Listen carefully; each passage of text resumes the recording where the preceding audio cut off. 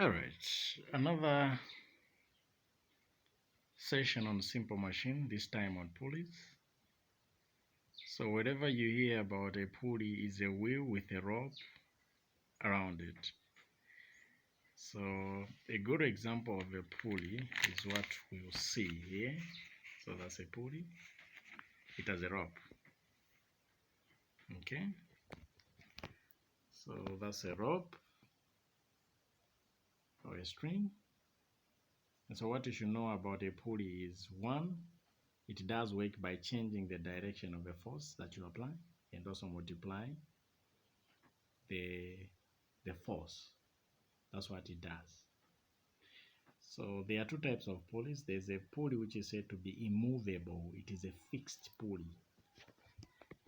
So now if a pulley is immovable, it means that if you ignore friction force within this groove, if this rises 1 meter, this will also go down 1 meter. This rises, if the effort was to push this down by maybe 2 meters, it means also this one will rise by 2 meters. That is when we ignore the effect of the friction force. But when we're talking about a pulley like this one, which is movable, meaning it multiplies. For example, if this effort was to move 2 meters, it means this one, it will only move 1 meter. So that's what it means. For movable pulleys, they multiply the force applied. But let's just look at an example now. Calculations are made on pulleys. Remember, there's also velocity ratio and mechanical advantage on pulleys. So when you are finding the velocity ratio, please, the simple concept is just to count how many pulleys do you have. So for example, here we have 1, 2, 3, 4, 5. So the velocity ratio is 5. Or you count the ropes, 1, 2, 3, 4, 5. So that's how we find the velocity ratio. But when you are calculating the mechanical advantage, if the machine is an ideal, if a pulley is ideal, it means the velocity ratio is equal to mechanical advantage. If a machine is 100% efficiency, the velocity ratio, if it's 5, it means the mechanical advantage is also 5. So here is a question. The diagram below shows a pulley system used to lift a load of 9,600 Newton using an effort of 2,400 Newton through a vertical distance of 20 meters.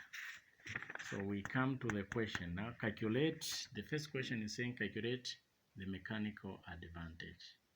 So we are still using the same formula. If you notice, load over effort. So when you go back, the load is how much? The load is this you are carrying, then the effort is there. So you divide this by this to get mechanical advantage. So that's what we have here. That's what we have. So we get the mechanical advantage as 4. Then what is the velocity ratio? You just count how many pulleys are there. So they are 1, 2, 3, 4, 5.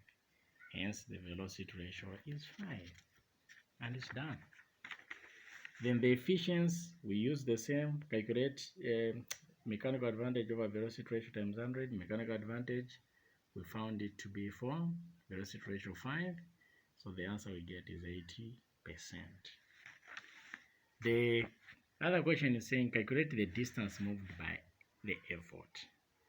So to find the distance moved by the effort, what we are going to do is velocity ratio is equal to distance effort over distance load. Remember, in a question we've been given distance load and the velocity ratio, we found it. So just cross multiply there. This times this, you get 100. So distance effort is 100 meters. Then work done. The other question is saying find the work done by the effort. So we are using the same formula for work. Work is equal to force times distance. The force we are putting here is the load. The distance we are putting here is the distance moved by the load. So remember, the distance moved by the, sorry, it's the distance moved by the effort. The distance moved by the effort is 100 meters. Then the load here is 9,600. So you multiply.